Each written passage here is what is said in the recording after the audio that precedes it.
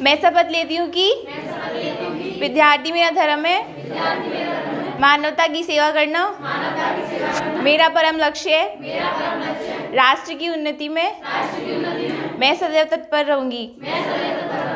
अपने कर्तव्य मार्ग पर आगे बढ़ते हुए एक स्वच्छ, सुंदर तथा भ्रष्टाचार मुक्त मैं भारत का निर्माण करूंगी। जय हिंद। जीव विज्ञान में हम लोग सिस्टम पढ़ रहे थे, ऑर्गन सिस्टम। ऑर्गन सिस्टम के तहत हम लोगों ने कल से स्टार्ट किया था प्रजनन तंत्र, रिप्रोडक्टिव सिस्टम। ठीक है, तो प्रजनन तंत्र में कल हम लोगों ने जो है इसकी कुछ बेसिक बातें देखी थी और नर प्रजनन अंगों के बारे में अध्ययन किया था। ठीक है, नर प्रजनन अंग। आज हम लोग जो है मादा प्रजनन तंत्र के बारे में अध्ययन करेंगे। तो नर प्रजनन तंत्र में हम लोगों ने कौन कौन सी चीज़ें देखी थी। एक तो सबसे पहले महत्वपूर्ण जो देखो, हर उसमें दो प्रकार के अंग होते हैं किसी भी जो है, चाहे नर हो चाहे मादा हो। उसमें एक तो होता है प्राथमिक अंग। ये क्या होता है? प्राथमिक, प्राइमरी, जो मुख्य अंग होता है। तो नर में जो मुख्य अंग था वो क्या था? टेस्टिस था। वो क्या था? टेस्टिस, जो एक जोड़े होते हैं। कितने होते हैं? एक जोड़े। ठीक है, इसको थोड़ा सा रिवाइज कर लो। ठीक है, और टेस्टिस के ऊपर ही जो है दोनों टेस्टिस में क्या होते हैं? दो इपीडीमी जो है इसको वृषण हिंदी में कहते हैं, अधिवृषण लगे होते हैं। दो अधिवृषण होते हैं जिसको इपीडाइडिमिस कहते हैं, इपीडाइडिमिस कहते हैं या इपीडिडमिस कहते हैं। ठीक है, और इन दोनों से एक नलिकाएं निकली होती हैं जिसको शुक्रवाहिनियाँ कहते हैं या वास डिफरेंस कहते हैं। अंग्रेजी में कहते हैं इसको वास डिफरेंस। ठीक, या शुक्र नलिकाएँ कहते हैं। और जहाँ पर जाकर स्टोर होता है उसको शुक्राशय कहते हैं। जो टेस्टिस किस चीज़ का निर्माण करता है? शुक्राणुओं का निर्माण करता है। इसीलिए प्रजनन अंग में सबसे महत्वपूर्ण जो प्राथमिक अंग है प्रजनन अंग का, मेल का, वो क्या है? जो है वृषण है। दो प्रकार के अंग बताए थे, एक सहायक या एक्सेसरीज और दूसरा मेन, प्राथमिक। ठीक, तो प्राथमिक मेल में क्या है? टेस्टिस है, जो किस चीज़ का उत्पादन करता है? स्पर्म का या फिर शुक्राणु का। ठीक है, तो ये शुक्राणु मतलब यहाँ से उत्पादित होता है टेस्टिस से, और फिर कहाँ जाता है? इपीडिडमिस में जाता है, अधिवृषण में जाता है, और यहाँ से नली के रास्ते यानी वास डिफरेंस जो नली है, शुक्र नलिका है, उसके माध्यम से कहाँ पहुँच जाता है? शुक्राशय में। ठीक है, तो ये शुक्राशय में पहुँच जाता है, जिसको चूँकि सीमेन इसको अंग्रेजी में बोलते हैं, वीर्य को या शुक्राणु को क्या बोलते हैं? सीमेन। तो इसको सेमिनल जो है इसको बोलते हैं सेमिनल क्या बोलते हैं इसको? सेमिनल एक तरीके से स्टोर होता है। तो इस सेमिनल कोठार या कोटार कह सकते हो, जो भी है। तो ये जो है शुक्राशय कहलाता है। ये क्या कहलाता है? शुक्राशय। यहाँ पर जाकर के शुक्राणु इकट्ठा होते हैं। ठीक, और फिर यहीं पर जो है ये आगे जाकर के एक दूसरे से मिल जाते हैं। ये पाइप एक हो जाती है। पाइप क्या हो जाती है? एक हो जाती है, जिसको इजूकेटरी डक्ट बोलते हैं। इजूकेटरी डक्ट। यानी यहाँ पर क्या होता है? शुक्राणु यहाँ से निकलते हैं बाहर। कहाँ से? सेमिनल वेसिकल से। इसको वेसिकल बोलते हैं अंग्रेजी में, सेमिनल वेसिकल बोलते हैं, सेमिनल वेसिकल से निकलते हैं। सेमिनल वेसिकल अर्थात हिंदी में कहते हैं इसको शुक्राशय। और यहाँ से बाहर निकल करके फिर एक नली हो जाती है जिसको इजूकेटरी डक्ट कहते हैं। जिसको क्या बोलते हैं? इजूकेटरी डक्ट बोलते हैं। यहाँ से बाहर निकलता है और यहीं पर जो है आपका ब्लैडर होता है, जहाँ से मूत्र मार्ग से ये आता है और इसमें मिल जाता है। ठीक, और यहीं पर एक ग्लैंड होता है, प्रोस्टेट ग्लैंड। एक ग्लैंड मैंने बताया था, कौन सा? Prostate gland. ठीक, तो यहीं पर होता है प्रोस्टेट ग्लैंड।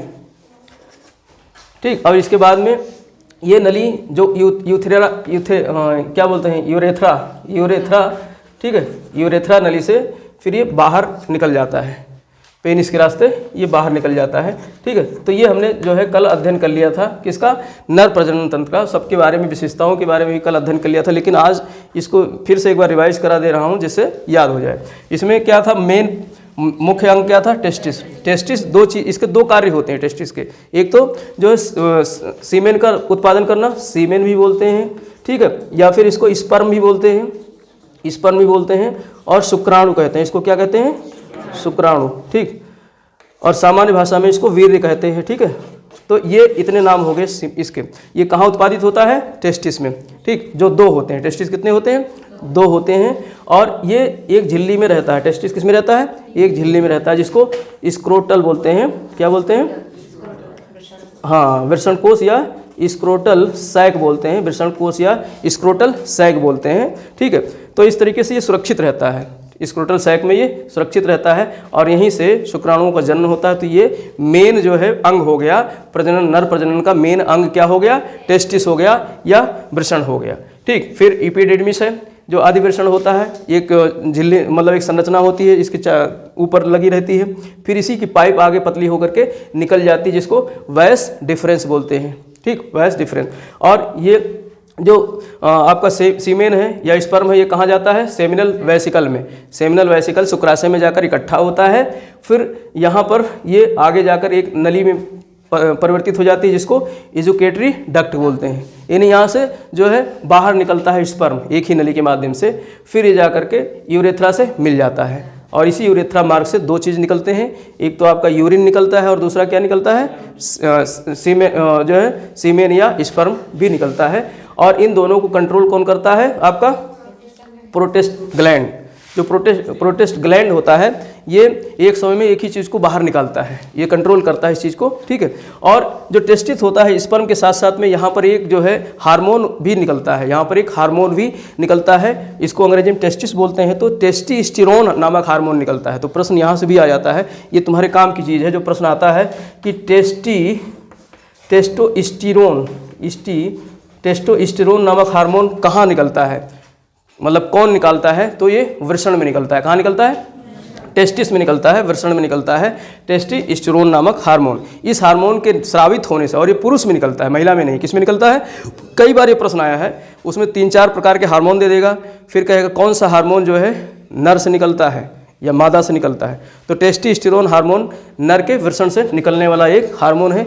ये हार्मोन मैंने बताया था पबर्टी एज होती है जो पुरुष की कितनी होती है, 14-15 साल की एज होती है।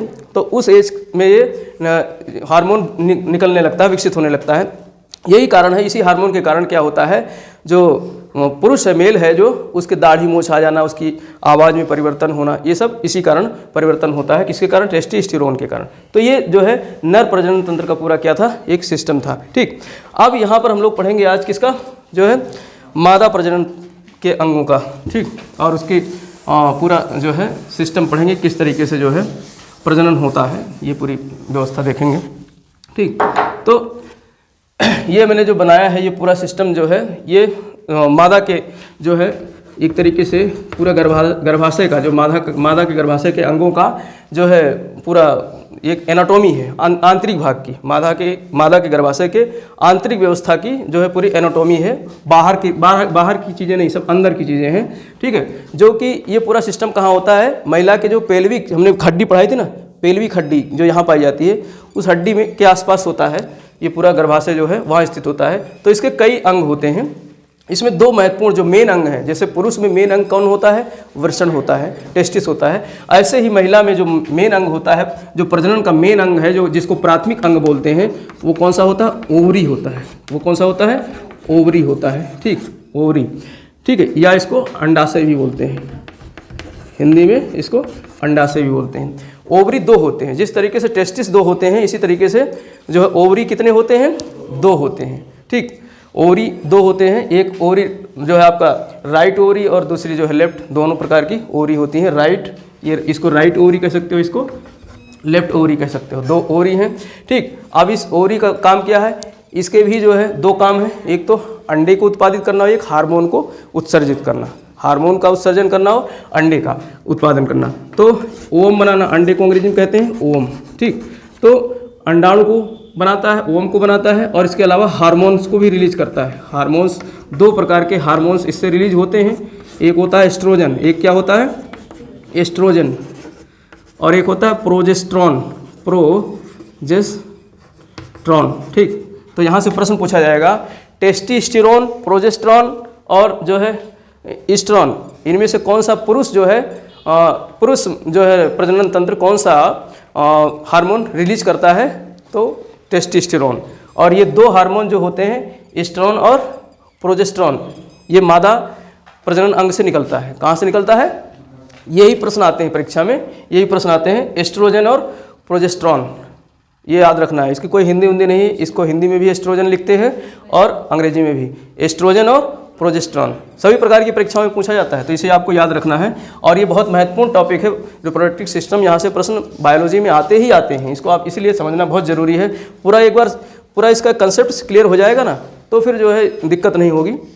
ठीक, तो इस तरीके से ये इसके दो काम हो गए ओवरी के। जिस तरीके से टेस्टिस के दो काम थे, एक तो आपका जो है स्पर्म का निर्माण करना और दूसरा टेस्टोस्टेरोन नामक हार्मोन का उत्पादन करना। इसी तरीके से ओवरी के भी दो काम हो गए, ओवम बनाना यानी अंडा बनाना और दूसरा हार्मोन्स का रिलीज करना। हार्मोन्स दो हैं, एस्ट्रोजन और प्रोजेस्टेरॉन। एस्ट्रोजन और प्रोजेस्टेरॉन दो हार्मोन। अब इसमें से एस्ट्रोजन क्या काम करता है भाई? टेस्टोस्टेरोन मैंने बताया था, उसमें क्या होता है, उससे जो है सहायक अंगों का विकास होता है, पुरुष में दाढ़ी मूछ आती हैं, ठीक है। और एस्ट्रोजन ये क्या करता है, महिलाओं में एक साइकिल चलता है जिसको बोलते हैं मेंस्ट्रुअल साइकिल, मासिक चक्र, मासिक धर्म बोलते हैं, तो उसको नियंत्रित करता है कौन? एस्ट्रोजन। यहाँ से प्रश्न आता है, ठीक है, मासिक चक्र को नियंत्रित करने वाला कौन सा हार्मोन है? एस्ट्रोजन। कौन सा हार्मोन? एस्ट्रोजन। और जब महिला गर्भ धारण करती है, यानी जब महिला प्रेग्नेंट होती है, तो उस प्रेगनेंसी की रक्षा करता है, प्रेगनेंसी की कौन रक्षा करता है? प्रोजेस्टेरॉन। तो प्रेगनेंसी की रक्षा करता है, इसीलिए इसको प्रेगनेंसी हार्मोन भी कहते हैं। प्रोजेस्टेरॉन को उसका दूसरा नाम क्या है? Pregnancy hormone. तो ये चूँकि जो गर्भ बन रहा है महिला के अंदर, उस गर्भ को कोई नुकसान न हो, हर तरीके की सुरक्षा मिले, तो ये हार्मोन उसको सुरक्षा प्रदान करता है, इसीलिए इसको कहते हैं प्रेगनेंसी हार्मोन्स भी कहते हैं। किसको? प्रोजेस्टेरॉन को। तो ये तो बात होगी किसकी? ओवरी की। यहाँ से अब प्रश्न यहाँ से ऐसा आएगा, कहेगा कि निम्न में से किस अंग से प्रजनन, महिला प्रजनन के किस अंग से जो है अंडाणुओं का निर्माण होता है? तो वो दे देगा आपको ओवरी, ओविडक्ट दे देगा, यूट्रस दे देगा। यूट्रस को हिंदी में गर्भाशय कहते हैं, तो लोग गर्भाशय पे टिक लगा के आ जाते हैं, यूट्रस पे लगा के आ जाते हैं टिक। लेकिन बन कहाँ रहा है? ओवरी में। दोनों ओवरी में, राइट में, लेफ्ट में, दोनों अल्टरनेटिव उत्पादन करते हैं। एक महीने जो है लेफ्ट से बनेगा तो दूसरे महीने राइट से बनेगा, ठीक। तो इस तरीके से ओवरी में उत्पादन होता है किसका? अंडाणुओं का। और हमने पढ़ा था कोशिका में, मानव शरीर की सबसे बड़ी कोशिका कौन सी है? अंडाणु है। कौन सी कोशिका है? अंडाणु है, जो ओवरी में बनती है। कहाँ बनती है? ओवरी में। मानव शरीर की सबसे बड़ी कोशिका अंडाणु। और मानव शरीर की सबसे छोटी कोशिका शुक्राणु, स्पर्म, जो कहाँ बनता है? टेस्टिस में, जो टेस्टिस में बनता है। लंबी कोशिका न्यूरॉन, ठीक है, मस्तिष्क में, मस्तिष्क के मतलब तंत्रिका तंत्र में। तो इस तरीके से जो है ये इस ओवरी की बात हो गई। अब ये ओवरी, इसके बाद में एक इसके दो जो है क्या होते हैं? दो ट्यूब होते हैं। ये ओवरी किससे जुड़ा होता है? दो ट्यूब से। दो ट्यूब होते हैं जिसको ओविडक्ट कहते हैं। जिसको क्या कहते हैं? ओविडक्ट, या इसको फैलोपियन ट्यूब भी कहते हैं। ये ट्यूब है चूँकि, तो इसको क्या कहते हैं? ट्यूब, फैलोपियन ट्यूब या फिर ओविडक्ट भी कहते हैं। ये पतली पतली ट्यूब नलियाँ होती हैं। तो इस ट्यूब नलियाँ, ये ट्यूब नलियाँ हैं, इसी ट्यूब नलियाँ में फर्टिलाइजेशन होता है। क्या होता है? अब ये अंडा इससे बाहर निकलेगा, फिर यहाँ पर क्या होगा? फर्टिलाइजेशन होगा, ठीक। तो अभी तो खाली ये समझ लो कि ये अंग हैं, कौन कौन से आंतरिक अंग हैं। तो दो क्या होते हैं? फैलोपियन ट्यूब होते हैं, जिसको ओविडक्ट भी कहते हैं और फैलोपियन ट्यूब भी कहते हैं। फिर ये फैलोपियन ट्यूब के नीचे जो ये मुख्य मेन भाग है, जो क्या है? गर्भाशय का है, यूट्रस का है। जो क्या है? यूट्रस। यहीं पर बेबी जो है 9 महीने तक माँ के गर्भ में रहता है, वहीं पालन पोषण होता है बच्चे का 9 महीने, जिसको क्या बोलते हैं? यूट्रस बोलते हैं, ठीक। और इसके अलावा एक गर्दन है, उसकी ग्रीवा है, सर्विक्स बोलते हैं, ठीक है। तो ये क्या है? ग्रीवा है, गर्दन है, किसकी? जो है, जो जोड़ता है वैजिना को किससे? यूट्रस से। और ये वैजिना है, इसके नीचे क्या है? वैजिना है, जिसको हिंदी में योनि बोलते हैं, ठीक है। तो ये वैजिना है। तो इस तरीके से ये कुछ इसके क्या हो गए? अंग हो गए, महिला प्रजनन अंग हो गए, आंतरिक अंग हो गए, जो महिला के अंदर ये सारे अंग होते हैं। अब इनमें सबके अलग अलग काम होते हैं, उन काम को समझ लो। ओवरी का काम मैंने समझा दिया। ओवरी में क्या होता है? अंडे का निर्माण होता है, ठीक। अब यहाँ पर बहुत सारे अंडे बनते हैं, इसके अंदर बहुत सारे। मान लेते हैं पहला महीना चल रहा है, अंडा यहाँ बनेगा, दूसरा महीना चल रहा है, अंडा यहाँ बनेगा, ठीक। अल्टरनेटिव बनता है। 12 महीने होते हैं। तो प्रश्न कभी कभी घुमा कर पूछ सकता है कि एक जो है ओवरी साल भर में कितने बार अंडे बनाती है? तो 6 बार, 6 बार, ठीक है। हर महीने बनाती है अलग अलग, और दूसरी ओवरी जो है अगले 6 महीने बनाएगी। तो यहाँ पर अंडे तमाम बनते हैं। फिर ये नली इतनी पतली होती है कि सारे अंडे एक साथ नहीं निकलते हैं। ये अंडे यहाँ से एक अंडा निकलेगा, यहाँ से एक अंडा निकले, कभी कभी एक से ज़्यादा 2 निकल आते हैं, दुल्हा बच्चे पैदा हो जाते हैं, हम पढ़ेंगे उसको भी आगे, ठीक है। तो यहाँ से एक अंडा बाहर निकलता है, तो इसको कहते हैं अंडोत्सर्ग, अंडोत्सर्ग कहते हैं, या ओवुलेशन कहते हैं। इसको क्या कहते हैं अंग्रेजी में? ओवुलेशन। यानी अंडा बाहर निकला, कहाँ से? ओवरी से बाहर निकला, उत्सर्ग हुआ, उसका क्या हुआ? उत्सर्ग हुआ, उछल करके बाहर निकल गया, तो उसको उत्सर्ग बोलते हैं। और उत्सर्ग किसका हुआ? अंडे का हुआ है, तो इसको बोलते हैं अंडोत्सर्ग। क्या बोलते हैं? अंडोत्सर्ग। तो ओवुलेशन एक प्रक्रिया है जिस प्रक्रिया के तहत अंडा जो है ओवरी से फैलोपियन ट्यूब में आता है। कहाँ आता है? फैलोपियन ट्यूब में आता है या ओविडक्ट में आता है, दोनों एक ही नाम है, एक तरफ इसीलिए मैंने ओविडक्ट लिखा है और दूसरी तरफ लिखा है फैलोपियन ट्यूब। तो यहाँ निकलता है, यहाँ आता है, अंडा ऐसे आगे बढ़ता है, ठीक। और वैजना के रास्ते पुरुष का सीमेन अंदर जाता है, वैजना के रास्ते पुरुष का सीमेन अंदर जाता है, फिर सर्वैक्स के माध्यम से ये यूट्रस से फिर पहुंच जाता है कहाँ? फैलोपियन ट्यूब में।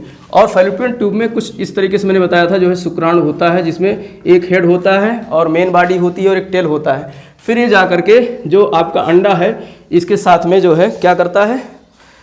कोलाइजन करता है, कोलिजन करता है, दोनों संलयन करते हैं, मिल जाते हैं, दोनों का यहाँ पर क्या हो जाता है? मिलन हो जाता है। अब अभी तक जब तक मिलन नहीं था तो इसको क्या कहा जाता है? गैमेट। पुरुष में जो शुक्राणु है उसको मेल गैमेट कहते हैं, और जो महिला में अंडाणु है उसको फीमेल गैमेट कहते हैं, ठीक। तो ये शब्द ध्यान रखना है शब्दों का।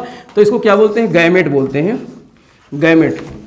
युग्मक हिंदी में कहते हैं युग्मक। यूपी बोर्ड वाले हिंदी में पढ़ाते हैं ज़्यादातर, यूपी बोर्ड में इंटर में पढ़ोगे तो हिंदी से हिंदी में पढ़ते हैं, वो सब हिंदी में। अब तो सरकार ने हिंदी में कोर्स भी लॉन्च कर दिया है मेडिकल वगैरह की, उसमें उटपटांग शब्द पढ़ोगे याद भी नहीं रहेगा, उल्टे सीधे शब्द आते हैं हिंदी में, और अंग्रेजी शब्द हैं तो ये थोड़ा सा कंफर्टेबल लगते हैं, ठीक। तो इसको युग्मक कहते हैं, गैमेट को क्या कहते हैं? युग्मक।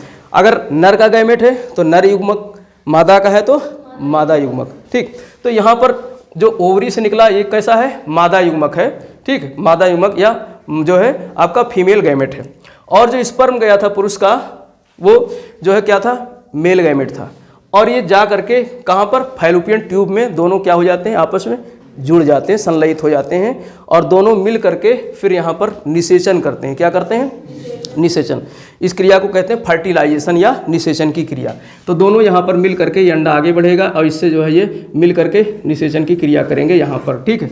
निषेचन की क्रिया करते हैं तो दोनों गैमेट मिल जाएंगे, नर गैमेट और मादा गैमेट। जब दोनों गैमेट मिल जाएंगे तो फिर जो है क्या बन जाता है? जाइगोट, युग्मनज बन जाता है। इसको हिंदी में कहते हैं युग्मनज। इसको साफ कर देते हैं। ये चल रहा है कि नहीं चल रहा है? इसको जो है जब दो युग्मक मिल जाएंगे, एक जो है मेल गैमेट, एक मेल गैमेट मिलेगा और उसके साथ में फीमेल गैमेट, ठीक, फीमेल गैमेट मिलेगा, तो फिर इसको कहते हैं जाइगोट। इससे क्या बनता है? जाइगोट इसको कहते हैं, जाइगोट, अर्थात हिंदी में कहते हैं युग्मनज, ठीक है, युग्मनज कहते हैं जाइगोट को, हिंदी में युग्मनज कहते हैं। तो इस तरीके से जाइगोट बन जाएगा, दो गैमेट मिल करके मेल और फीमेल के क्या बन जाएगा? जाइगोट। यही प्रक्रिया कहलाती है क्या? जो है आपकी फर्टिलाइजेशन की प्रक्रिया। कौन सी प्रक्रिया? फर्टिलाइजेशन की प्रक्रिया, या हिंदी में इसको बोलते हैं निषेचन। तो अब यहाँ पर प्रश्न जो पूछा जाएगा, कहेगा फर्टिलाइजेशन अर्थात निषेचन की क्रिया महिला के गर्भाशय के किस अंग में संपन्न होता है? तो किस अंग में? ओविडक्ट में या फैलोपियन ट्यूब में, ठीक। अब इसके बाद में ये यहाँ से सरक करके नीचे आ जाता है। जो ये और निषेचन था, जो जाइगोट था, जाइगोट सरक करके इस दीवार से आकर सट जाता है। किसके दीवार से? यूट्रस की दीवार से, यूट्रस की दीवार से आकर के लग जाता है। अब यहाँ पर ये कहलाता है इम्ब्रोय। अब यहाँ पर क्या कहलाता है? इम्ब्रोय अर्थात भ्रूण। इम्ब्रोय मतलब भ्रूण कहलाता है। जब तक माँ के पेट में ये बच्चा रहेगा तब तक क्या कहलाएगा? भ्रूण। चाहे वो 9 महीना रहे, चाहे 10 महीना रहे, चाहे 7 महीना रहे, तब तक वो पेट में क्या कहलाएगा? इम्ब्रोय या भ्रूण। तो इस भ्रूण, अब भ्रूण का पालन पोषण कहाँ हो रहा है? गर्भाशय में हो रहा है, यूट्रस में हो रहा है, ठीक। तो यूट्रस में भ्रूण का पालन पोषण होता है। अब पालन पोषण किस तरीके से होता है? माँ जो खाती है, पीती है, वो सब कैसे जाता है? प्लेसेंटा के माध्यम से। तो ये भी प्रश्न बनता है, किसके माध्यम से जाता है? प्लेसेंटा के माध्यम से। हिंदी में अपरा कहते हैं इसको, हिंदी में क्या कहते हैं?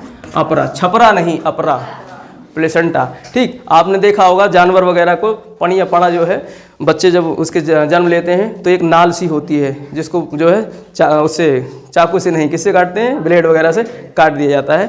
तो उसको गर्भनाल भी बोलते हैं, गांव देहात में क्या बोलते हैं, गर्भनाल। तो उस नाल के माध्यम से जो माँ खाना खाती है, जो पोषण लेती है, वो कहाँ पहुँचता है, बच्चे के पास। तो बच्चा वहाँ पर उसी से पोषण लेता है, तो इसको प्लेसेंटा बोलते हैं। तो प्रश्न यहाँ से पूछा जाएगा कि जो बेबी है यूट्रस में है, उसको माँ किसके माध्यम से, माँ मतलब उसको पोषण किस मतलब उससे मिलता है, किस अंग से मिलता है, तो कौन सा अंग है, प्लेसेंटा, जिसको अपरा कहते हैं हिंदी में। अब ये प्लेसेंटा ये काम तो करता ही है, और ये प्लेसेंटा एक काम और करता है, एक हार्मोन को भी रिलीज करता है। 3 हार्मोन जो है महिला प्रजनन अंग में रिलीज होते हैं। 2 तो हमने देख लिए जो कहाँ हो रहे थे, ओवरी में हो रहे थे। एक तो हो रहा था एस्ट्रोजन और एक होता प्रोजेस्टेरॉन, और तीसरा होता है रिलैक्सेशन। रिलैक्सेशन बोलते हैं क्या, रिलैक्सन, ठीक, रिलैक्सन या रिलैक्सन। तो ये इसका नाम ही है रिलैक्स करना, मतलब रिलैक्स देना। तो ये कब रिलैक्सन जो आपका हार्मोन है वो कब रिलीज होता है, और ये कौन करता है, प्लेसेंटा करता है। प्लेसेंटा की सहायता से एक हार्मोन निकलता है जिसको रिलैक्सन हार्मोन बोलते हैं, और ये हार्मोन तब निकलता है जब जो है बेबी मैच्योर हो जाता है और वो जो है डिलीवरी के लिए तैयार हो जाता है। तो माँ को दिक्कत ना हो, कितना ख्याल रखता है ईश्वर, देखो माँ को दिक्कत ना हो, इसलिए वो एक रिलैक्सन नामक हार्मोन दे देता है कि जो है आसानी से बेबी जो है उसका जन्म हो जाए। तो रिलैक्सन हार्मोन कौन निकालता है, प्लेसेंटा। रिलैक्सन हार्मोन का जो है प्लेसेंटा रिलीज करता है। तो ये, और बीच में ही बच्चा बाहर ना निकल जाए, इसके लिए गर्दन दे रखी है, सर्वाइक्स नाम की एक गर्दन दे रखी है, कि पता चले जो है माँ जो है पता चले कुछ उठा रही है और जो है आपका यूट्रस थोड़ा सा फैल गया और बच्चा पता चले पहले ही निकल गया टाइम से, ठीक। तो इस सब चीज़ों को ध्यान रखने के लिए ईश्वर ने एक जो है गर्दन सी दे दी है, जो पतली सी पाइप होती है जिसको सर्वाइक्स बोलते हैं। तो ये सर्वाइक्स कई काम करती है। पहली बात तो जो बाहर से कोई भी वायरस है, कोई भी बैक्टीरिया है, वो जाती है वैजना के रास्ते, तो उसको क्या कर देती है, यहीं पर रोक देती है, अंदर नहीं जाने देती है। और बर्थ के समय ये तो अभी 2 से 5 सेंटीमीटर, 2-3 सेंटीमीटर की चौड़ाई होती है, लेकिन बर्थ के समय ये फैल जाती है, 10 सेंटीमीटर तक चौड़ी हो जाती है। तो ये फैल जाती है, इसके अंदर जो है मतलब इलास्टिसिटी पाया जाता है इस तरीके से फैलने का। तो ये बर्थ के समय अपने आप को फैला लेती है। वैसे बिना बर्थ अननेचुरल अगर निकल जाएगा तो उसको रोकती है, आने से रोकती है। और दूसरा मेंस्ट्रुअल साइकिल के समय जो है इसी के रास्ते बाहर निकल जाता है, क्या जो है वेस्टेज ब्लड जो है, गंदा ब्लड है, वो निकल जाता है। तो ये सर्वाइक्स का काम हो गया। इसके अलावा वैजिना होती है। वैजिना का मुख्य काम क्या होता है, इसके 3 मुख्य काम होते हैं, ठीक है। एक तो जो है मेंस्ट्रुअल साइकिल के दौरान निकले हुए गंदे पदार्थ को बाहर निकालता है, और दूसरी बात स्पर्म इसके रास्ते ही जाता है। जो पुरुष गैमेट है वो कहाँ से जाता है, वैजिना के रास्ते ही जाता है। और तीसरा काम क्या होता है, बर्थ के समय, बेबी बर्थ के समय वैजिना से ही बेबी का जन्म होता है। इसी वैजिना से ही, जिसको योनि बोलते हैं हिंदी में, यहीं से बेबी का, बच्चे का क्या होता है, जन्म होता है। तो ये पूरा जो है सिस्टम हो गया किसका, एक महिला का, एक मादा का प्रजनन अंग के, और पूरे सिस्टम हो गए, सबके काम मैंने यहाँ पर बता दिए हैं। अब एक चीज़ और समझ लो, इसमें जो प्रजनन होता है कितने चरणों में होता है, कौन कौन से इसके चरण हैं। तो सबसे पहला जो चरण होता है गैमेटोजेनेसिस, इसको कहते हैं गैमेटो। देखो गैमेट सबसे बना है, और गैमेट मैंने बताया था गैमेट 2 होते हैं, मादा गैमेट और नर गैमेट, युग्मक जिसको कहते हैं, मादा युग्मक और जो है नर युग्मक, ठीक। तो वो प्रक्रिया जब गैमेट का निर्माण होता है तो उसको कहते हैं गैमेटोजेनेसिस। पुरुष में होता है तो वहाँ पे जो है गैमेटोजेनेसिस कहते हैं पुरुष वाले में, और मादा में होता है ओवरी में, पुरुष में टेस्टिस में होता है। तो ये गैमेटोजेनेसिस की प्रक्रिया दोनों जगह अलग अलग होती है, पुरुष का अपना अलग हो रहा है और मादा का अपना अलग हो रहा है। तो पहली प्रक्रिया तो ये होगी। इसके बाद में जब संभोग की क्रिया होती है तो स्पर्म जो है वैजिना के रास्ते पहुंचता है अंदर, और पहुंच जाता है कहाँ, ओविडक्ट में। कहाँ पहुंच जाता है, ओविडक्ट में। लेकिन उसके पहले जो है ओव्यूलेशन होता है। क्या होता है, अंडे का जो है ओवरी से बाहर निकलता है, जिसको क्या कहते हैं, ओवुलेशन की प्रक्रिया। अंदर बाहर ही नहीं आएगा तो फिर स्पर्म यहाँ जो है 2 से 3 दिन तक रहेगा, फिर मर जाता है। 72 घंटे तक उसका जो है टाइम होता है अंदर। और अगर टेस्टिस के अंदर है, मतलब पुरुष के अंदर अगर जो क्या कहते हैं गैमेट होता है, वो लगभग 30 दिन तक जीवित रहता है। जैसे ही उसका बाहर निकलता है वो आकर के स्पर्म जो है वैजिना में जाता है, और ये जो है यूट्रस से होते हुए और ओविडक्ट तो पहुंचता है तो वहाँ उसका ज़्यादा से ज़्यादा समय कितना है, 2 से 3 दिन का। उसके बाद वहाँ मर जाता है। तो इंतज़ार करता है अपने प्रेमिका के आने का, और फिर यहाँ पर 2-3 दिन में अगर प्रेमिका नहीं आती है, अर्थात इसका अंडा नहीं आता है, तो वो मर जाता है, आत्महत्या कर लेता है। मतलब सुसाइड नहीं करता, मर जाता है। उसका टाइमिंग ये है तो मर जाता है। तो ये ओवुलेशन की प्रक्रिया होती है, अंडा यहाँ से बाहर निकलता है और इसके बाद में क्या होता है, इंसेमिनेशन होता है, वीर्य सेचन, हिंदी में कहते हैं इसको वीर्य सेचन। अर्थात यहाँ पर अब सीमेन का जो अंडाणु है इसके साथ में क्या होता है, संलयन होता है। ये प्रक्रिया होती है जो हमने अभी पूरी तरीके से बता दी। तो उस प्रक्रिया को कहते हैं इंसेमिनेशन। उसको क्या कहते हैं, इंसेमिनेशन। वीर्य का सेचन होता है जिसके कारण जायगोट का निर्माण होता है। इसी के कारण क्या होता है, जायगोट का निर्माण होता है। अब वो प्रक्रिया कहलाती है फर्टिलाइजेशन की। जायगोट वीर्य सेचन के बाद में जो है मुख्य पार्ट जो बनता है भ्रूण का, उसको कहते हैं आपका जायगोट। क्या कहते हैं, जायगोट। तो ये वीर्य सेचन के बाद होता है फर्टिलाइजेशन या निषेचन की प्रक्रिया, जिससे जायगोट बन जाता है। फिर ये जायगोट आकर के यहाँ पर गर्भाशय की दीवार में, कहाँ पर लगता है, गर्भाशय की दीवार से लग जाता है, जिसको इम्प्लांटेशन कहते हैं। जिसको क्या कहते हैं, इम्प्लांटेशन। अब यहाँ पर लग जाएगा तो प्लेसेंटा का यहाँ क्या होता है, निर्माण होता है, अपरा का यहाँ निर्माण होता है, जिसके माध्यम से बेबी को क्या मिलता है, रसद पानी, खाना पानी मिलता है। अब ये बेबी जब इस तरीके से खड़ा रहता है यहाँ पर, ऐसे ही मतलब इस तरीके से लेट, इसका सर ऊपर होता है, बेबी का सर अभी तो ऊपर रहता है, लेकिन बर्थ के समय ईश्वर ने ऐसी व्यवस्था कर दी है कि ये उलट जाता है। ये क्या हो जाता है, उलट जाता है, सर नीचे आ जाता है और सर पहले निकलता है। अगर मान लो मतलब जब इसके विपरीत पैदा होता है बच्चा, तो कहते हैं बच्चा उल्टा जन्म लिया है, कहते हैं बच्चा उल्टा जन्म लिया है। और किसी के अगर कहीं दर्द हो इधर उधर तो जाके उससे लात मरवाते हैं। शायद तुम्हारे यहाँ नहीं हुआ, हमारे गांव में होता है कि अगर किसी को कहीं कुछ दर्द हो रहे हो नस वस का, तो उससे जा करके शायद हाँ उल्टा पैदा जो होता है उससे बायां पैर को छुआते हैं, मतलब लात रखवाते हैं। तो ऐसा कोई उल्टा पैदा होता तो गाँव में जानकारी हो जाती है कि फलाने के यहाँ बच्चा कैसा है, उल्टा पैदा हुआ है। तो एक विशेष जो है वो लेकर आता है, कह सकते हो, डॉक्टरी इलाज करने के लिए। और होता भी सही है, हमने भी मार खाया है उस तरीके से। तो दर्द वर्द कहीं हो जाता है तो उससे लतियाते हैं, लात लेते हैं जा करके। तो और वो बड़ा कष्टदायी होता है भाई। पैर 2 होते हैं, अब वैजना के रास्ते पैर फंस गया तो बड़ा दिक्कत हो जाता है। अगर हॉस्पिटल में नहीं ऑपरेशन नहीं हो पाएगा तो कभी कभी माँ की मृत्यु भी हो जाती है। पता चला एक पैर निकल आया और एक पैर फंस गया, ऊपर चला गया ऐसे ही, तो दिक्कत हो जाएगी, पूरा जो है भ्रूण निकलेगा ही नहीं बाहर।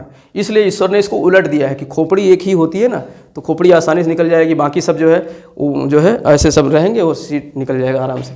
तो इस तरीके से ये व्यवस्था पूरी बना दी है ईश्वर ने। तो इसको इम्प्लांटेशन बोलते हैं, जो भ्रूण यहाँ किसके दीवारों से लग जाता है। अब यहाँ ये जायगोट नहीं, अब यहाँ क्या कहलाता है, इम्ब्रॉय, भ्रूण कहलाता है। जब यहाँ फर्टिलाइजेशन हो रहा था कहाँ पर, ओविडक्ट में, फैलोपियन ट्यूब में, तब ये जायगोट बन गया। और ये जायगोट अब आकर के जब इसका पोषण होने लगा, अब यहाँ पर बनने लगा, सारे अंग बनने लगते हैं इसमें। 2-3 महीने में ही इसका लिंग पता चल जाता है कि इस मतलब महिला होगी या पुरुष होगा, क्या होगा, ये सब। इसके बाद में सारे अंग बनने लगते हैं, हाथ पैर नाक कान सब बनने लगते हैं। सारा जो है सारा चीज़ कहाँ बनता है, इस यूट्रस में ही बनता है। ठीक, तो इसको इम्प्लांटेशन बोलते हैं। फिर इसके बाद में गेस्टेशन होता है, गर्भावधि। अब जो मतलब अब गर्भ धारण हो गया है तो उसको बोलते हैं गेस्टेशन। और इसके बाद जब बच्चा जन्म लेता है तो उसको पार्चुरेशन बोलते हैं। क्या बोलते हैं, पार्चुरेशन, या फिर इसको डिलीवरी भी बोलते हैं। जन्म के जो है चरण को क्या बोलते हैं, पार्चुरेशन, या फिर इसको बोलते हैं डिलीवरी। तो इस तरीके से एक जो है माँ बच्चे को जन्म देती है। शायद ये प्रक्रिया जो है नहीं पता थी, लेकिन आज आसान भाषा में हमने समझा दिया है। अब यहाँ से किसी भी प्रकार के प्रश्न आएंगे तो आप कर सकते हो, उसको भूलोगे नहीं। ठीक है, तो ये जो है एक बार इसको रिवाइज करते हैं। उसके बाद में कल जो है इसमें कुछ महत्वपूर्ण चीज़ें हैं वो सब हम अध्ययन करेंगे, जैसे कि किस तरीके से जो है जुड़वा बच्चे पैदा होते हैं, ये हम अध्ययन करेंगे। ठीक है, आपने देखा होगा कभी कभी जुड़वा बच्चे चिपटे हुए पैदा हो जाते हैं। ठीक है, तो वो सब कैसे बनते हैं उसका भी सारा हम बताएंगे। ठीक है, कभी कभी जुड़वा बच्चे ऐसे पैदा होते हैं कि दोनों को पहचान नहीं पाओगे, एक पहले आ जाएगा, दूसरा आएगा, कहोगे तुम ही तो आए थे अभी पहले। ठीक है, तो ऐसे कैसे हो जाते हैं कि एक जैसे ही दिखते हैं, तो ये सब देखेंगे। हमारे साथ एक लड़का पढ़ता था जो है, नवीन नाम था, तो वो जुड़वा भाई थे, तो ऐसे ही थे, दोनों के चेहरे मुहरे सब मिलते थे। तो 1-2 बार उसका दूसरा वाला भाई मिल गया, जैसे वो हमारे साथ भूगोल डिपार्टमेंट था और दूसरा वाला भाई जो है पॉलिटिकल डिपार्टमेंट में था, मतलब वहाँ से पॉलिटिकल साइंस से अपना MA कर रहा था, और हमारा साथी था वो ज्योग्राफी में कर रहा था। तो कभी कभी धोखे से उसके सर पे हाथ रख देते, कंधे पे, कहा भाई कहाँ जा रहे हो, अरे तो तुमको जानते हैं, तब समझ के भाई दूसरा वाला है, हट लो यहाँ से। तो ऐसे ऐसे भी जो है जुड़वा बच्चे मिल जाते। लेकिन फिल्मों में क्या दिखाते हैं कि एक को मार पड़ रही तो दूसरा जो है गिर रहा है उधर, ये सब नहीं होता है, ये तो फिल्मों में होता है, ठीक है, ये नहीं होता है। तो ये सब जो है अध्ययन करेंगे, और इसके अलावा किन्नर वगैरह कैसे बन जाते हैं वो सारा हम लोग कल अध्ययन करेंगे, ठीक। तो इसको एक बार पुनः रिवाइज करते हैं फटाफट। जो है पुरुष वाला पहले देखते हैं, टेस्टिस जो मुख्य अंग है, ठीक है, वृषण, और इसके बाद में एपिडिडमिस जो कि टेस्टिस के ऊपर लगा होता है, और फिर वैस डिफरेंस। हाँ, वैस डिफरेंस को ही जब एक चीज़ जो है वैसिकोटॉमी कहते हैं ना, नसबंदी उसमें जब की जाती है तो क्या बोलते हैं उसको, वैसिकोटॉमी, यानी वैस को ही काट दिया जाता है। तो वैस को ही काट दिया गया तो उसको क्या बोलते हैं, वैसिकोटॉमी, ठीक। अब यानी कि मतलब स्पर्म तो बनेगा, वृषण तो है, वृषण को निकाल देंगे तो क्या बन जाएगा, वो बधिया बन जाएगा, जैसा कि कल मैंने बताया था बकरे का, ठीक है। तो वृषण को नहीं निकाला जाता है, बल्कि वैसिकोटॉमी में क्या किया जाता है, वैस को काट दिया जाता है, जिससे पुरुषत्व तो रहेगा, पुरुषत्व की भावना तो रहेगी उसके अंदर, लेकिन अब वो उसका स्पर्म निकलेगा या नहीं तो किसी काम का नहीं, तो मतलब वो बच्चा जन्म नहीं दिलवा सकता है। तो वो उसमें जो है वैस डिफरेंस हो गया। फिर इसके बाद में क्या होता है, जो है जहाँ सेमिनल वेसिकल होता है, जहाँ पर जो है शुक्राणु इकट्ठे होते हैं, और फिर वो वहाँ से एक नली निकलती है, 2 नली तो जाती हैं और 2 सेमिनल वेसिकल्स हैं। दोनों सेमिनल वेसिकल्स में जो है शुक्राणु इकट्ठे होते हैं, फिर वहाँ से एक नली के माध्यम से जाती है जिसको इजुकेटरी डक्ट बोलते हैं, और वो इजुकेटरी डक्ट आगे जा करके क्या बोलते हैं इसको,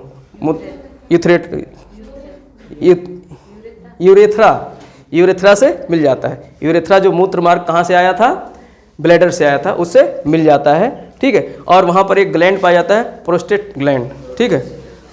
तो और इसके अलावा मैंने जो है वृषण में बताया था, एक जो है स्पर्म के अलावा और एक हार्मोन रिलीज होता है जिसको टेस्टोस्टेरोन हार्मोन भी बोलते हैं। तो ये बात वहाँ की हो गई नर की। और महिला में क्या है, सबसे महत्वपूर्ण अंग क्या है, ओवरी है, जहाँ से अंडे का उत्पादन होता है और 2 हार्मोन रिलीज होता है, कौन सा, एस्ट्रोजन और प्रोजेस्टेरॉन, ठीक है। इसके बाद अंडा यहाँ से बाहर निकलता है तो इसको ओवुलेशन बोलते हैं, अंडोत्सर्ग बोलते हैं। फिर यहाँ पर जो है ओविडक्ट में अंडे का क्या होता है, फर्टिलाइजेशन होता है, ठीक।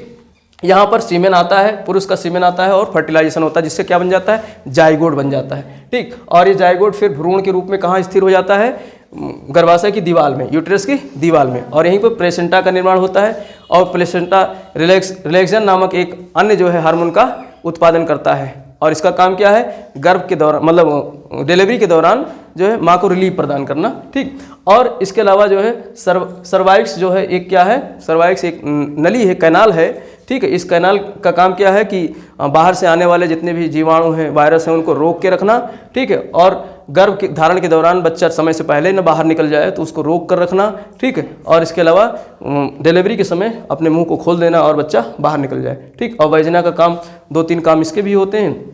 ये जो है एक तो रिसीव करता है, रिसीवर का काम है, जो स्पर्म को रिसीव करता है, और दूसरा चीज़ क्या है, मेंस्ट्रुअल साइकिल के दौरान इसी रास्ते से खराब खून बाहर निकलता है, और तीसरा बेबी बर्थ के समय बेबी यहाँ से निकलता है। तो इस तरीके से, और इसके कुछ चरण थे, जैसे गैमेटोजेनेसिस, दोनों जगह गैमेट बनते हैं, नर गैमेट और मादा गैमेट।